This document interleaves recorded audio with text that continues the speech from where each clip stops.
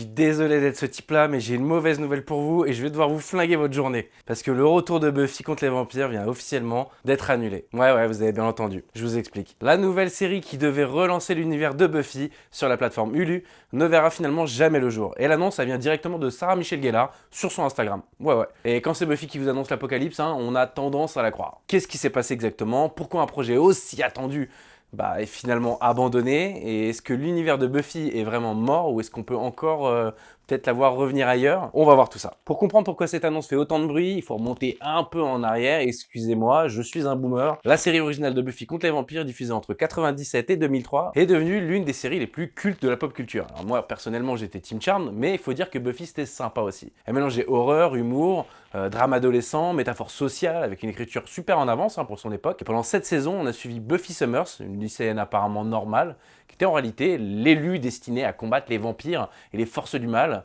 a.k.a. la tueuse. Le show, il a lancé ou confirmé la carrière de nombreux acteurs, comme Sarah Michelle Gellar, notre tueuse préférée, qu'on reverra après en Daphné dans Scooby-Doo, Alison Hannigan, qu'on verra briller ensuite dans la saga American Pie en tant que Michelle, fofolle de la fanfare, ou le désormais cultissime How I Met Your Mother en tant que Lily, David Boreanaz, notre Angel national qui brillera par la suite dans Bones, Elisa Dushku, la relève de la tueuse dans la série, l'héroïne de True Calling, ouais, c'était pas mal, ou génial dans la dernière saison de Banshee, et enfin James Masters, notre Piccolo qu'on aime détester. Ouais, pardon, j'étais obligé. Et l'influence de la série, elle est encore plus visible aujourd'hui dans énormément de séries fantastiques.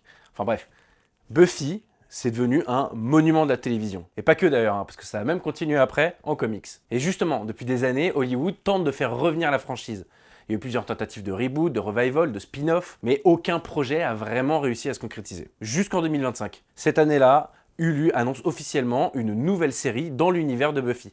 Et le projet s'appelait provisoirement Buffy the Vampire Slayer, A New Sunnydale. Mais attention, c'est pas un reboot, c'est pas un remake, c'est vraiment la suite qui se déroulait genre 25 ans après la série originale. Et Buffy, elle devait revenir, mais pas comme personnage principal. Cette fois, l'histoire allait suivre une nouvelle tueuse, appelée Nova, incarnée par l'actrice Ryan Kira Armstrong, et Sarah Michelle Gellar, elle devait apparaître comme une sorte de mentor, un peu genre Obi-Wan dans Star Wars. Mais ça s'arrête pas là, parce que le projet, il avait aussi une équipe créative hyper impressionnante. La réalisation du pilote devait être confiée à Chloé Zhao, la réalisatrice oscarisée de Nomadland, à qui on doit Les Éternels. Les scénarios, ils étaient écrits par Nora et Lila Zuckerman, connus pour leur travail sur la série Poker Face. Et côté production, on retrouvait même Dolly Parton. C'est la société de production qui avait déjà participé à la série originale dans les années 90. Sur le papier, c'était donc un projet extrêmement solide. Le pilote, il a même été tourné d'ailleurs en été 2025. Et tout semblait prêt pour un retour triomphal. Sauf que, patatrac, coup de théâtre, aujourd'hui, dans une vidéo publiée sur Instagram, Sarah Michelle Gellar a annoncé que Hulu avait finalement décidé de ne pas poursuivre la série. La plateforme a choisi de ne pas commander la série complète après le pilote. Autrement dit, le projet s'arrête, avant même d'avoir commencé. Et dans sa déclaration, Gellar explique qu'elle est évidemment déçue, mais qu'elle reste reconnaissante envers l'équipe créative, notamment envers Chloé Zhao, qui lui a redonné envie de revenir dans cet univers. Elle rappelle aussi que Buffy restera toujours un personnage extrêmement important pour elle et pour les fans. Évidemment, la réaction du public, elle se fait pas attendre. Sur les réseaux sociaux, les fans expriment leur frustration et leur incompréhension. Parce que ce projet, il avait réussi quelque chose de très rare. Réussir à mettre d'accord à la fois les nostalgiques et les nouveaux fans. Un nouveau personnage principal, mais avec Buffy toujours présent dans l'univers. C'est exactement le genre de passage de relais que beaucoup de personnes attendaient. Et maintenant, malheureusement, tout s'arrête. Mais il y a un autre élément important à comprendre.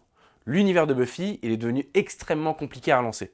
Déjà parce que le créateur original de la série, Joss Whedon, est aujourd'hui complètement écarté de l'industrie après pas mal d'accusations de comportement abusif sur les tournages. Donc les nouveaux projets doivent avancer sans lui. Ensuite, les droits de la production impliquent plusieurs studios partenaires, ce qui rend chaque nouveau projet beaucoup plus complexe à financer et à valider. Et pourtant, malgré l'annulation, tout n'est pas complètement perdu. Parce que dans l'histoire récente des séries, on a déjà vu plusieurs projets annulés par une plateforme, puis replis par une autre, Netflix, Amazon, Apple TV...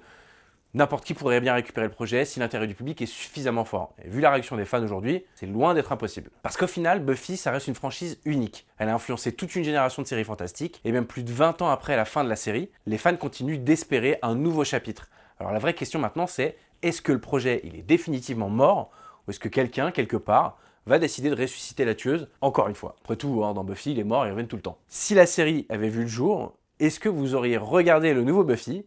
Et surtout, est-ce que vous pensez que l'univers mérite vraiment un retour aujourd'hui? Dites-moi ça en commentaire, et parce que ce genre d'histoire n'est jamais vraiment fini, restez geek. C'est déjà la fin, mais évidemment, vous pouvez toujours aller voir nos dernières vidéos, histoire de prolonger le plaisir, ou alors regarder nos émissions qui parle de pop culture et de sujets divers et variés. Prenez soin de vous et surtout abonnez-vous.